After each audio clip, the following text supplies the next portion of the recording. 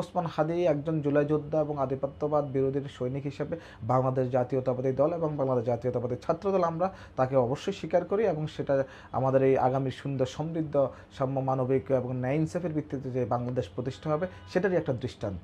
শরীফ ওসমান হাদি শহীদ হওয়ার পরবর্তী সময়ে আমরা কিন্তু বাংলাদেশ জাতীয়তাবাদী ছাত্রদল আন্দোলন সংগ্রাম করেছি এবং এর পরবর্তী সময়ে বাংলাদেশ জাতীয়তাবাদী দল 12ই ফেব্রুয়ারিতে রাষ্ট্র পরিচালনার দায়িত্বে আসার পরে কিন্তু কূটনৈতিকভাবে সফল হয়েছেন বলে আমি মনে করি। কারণ এর আগে যখন বাংলাদেশ জাতীয়তাবাদী দল রাষ্ট্র পরিচালনার দায়িত্বে এসেছেন তখন কূটনৈতিক সফলতার কারণেই শরীফ ওসমান হাদির যে হত্যাকারী ফয়সাল এবং আলমগীর যারা কলকাতায় লুকিয়েছিল তাদের কিন্তু কলকাতা পুলিশ গ্রেপ্তার করেছিল এবং এটাও কিন্তু আমি কূটনৈতিক সফলতা হিসেবেই দেখছি।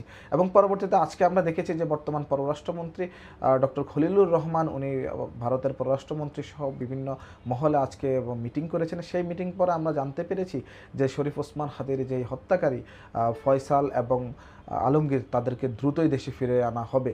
এবং আমরা বিগত দিনে দেখেছি অনেক হত্যাকারী ছিল, অনেক আসামি ছিল যারা ভারতে পালিয়ে গিয়ে কখনো আর আসেনি বা সরকারও তেমন উদ্যোগ গ্রহণ করে। তার ঠিক উল্টোটা দেখছি যে বাংলাদেশ জাতীয়তাবাদী দল রাষ্ট্র পরিচালনার দায়িত্বে এসে কূটনৈতিকভাবে যে কার্যক্রম চালিয়েছে যে শরীফ ওসমান হাদির হত্যাকারীদেরকে বাংলাদেশে এনে তাদের শাস্তি নিশ্চিত করতে হবে, এই প্রক্রিয়ায় কিন্তু আমি মনে করব যে বাংলাদেশ জাতীয়তাবাদী দলের সরকার সফল, শতভাগ কূটনৈতিকভাবে সফল।